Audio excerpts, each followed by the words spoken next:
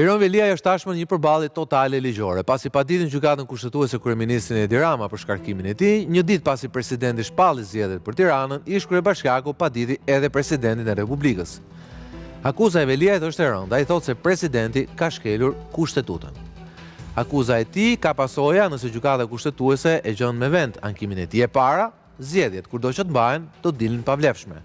E dyta, më e rëndë, do të vinte në pozitë të vështirë presidentin e Republikës në vijimin e detyrës tij, që si primare ka zbatimin e kushtetutës.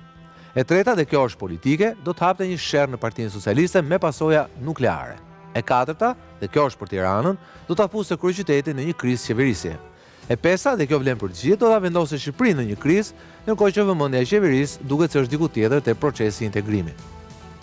Sot në Komision të Ligjeve, Partia Demokratike ka mbështetur zyrtarisht qendrimin juridik të Iron Veliajt. Nuk ishte për herë të parë, por e bën komisionin më të rëndësishëm ku vendit dhe në mënyrë formale nga Ert Bylikbashi, sigurisht merr një rëndësi tjetër, merr rëndësi politike.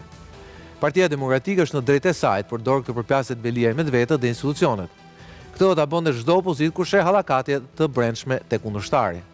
Edhe pse po sot gjykata e lartë për Veliajn ka marrë vendimin thuajse përfundimtar që plotson dëshirën disa vjeçare të PD-s për ta lënë atë në burg. Kuptohet politika nuk është profesioni perfekt i moralit, por sigurisht ha debat arsyeja ende e paqartë pse opozita do që të lirohet nga burgu, njeriu që quhen korruptuar dhe nën zë fajtor edhe për shpalljen non grata të Sali Berishës. Debati ka dhe pyetje tjera. A do ketë zgjedhje në Tiranë, por a do ketë zgjedhje me PD-n apo pa? Pse pa? E para se nuk është hera e parë që PD mund bojkotojë zgjedhjet. E dyta pasi ndërkohë vazhdon paqartësia e emrave të saj. Takimet vazhdojnë, por nuk duket akoma dritë në fund të tunelit. As te formati dhe as te emrat. Ndërkohë që Berisha është jashtë, duket se së paku në negociata po mbizotron fryma e matematikës. Një opozitë që ribashkohet, së paku numra bëhet e konkurrueshme. Ç'është mbetet e fryma? Dhe me kthimin e doktorit nga Strasburgu dihet mbizotron fryma e tij. Dhe fryma e Berishës përjashtou vitin 2011 për Tiranën ka qenë gjithmonë ajo e një betejë të fortë politike, ku nuk ka rëndësi numri votave, por ka rëndësi fryma heroike e humbjes.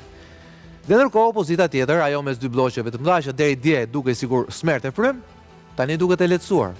Për këto do flasim sonte. Sikla.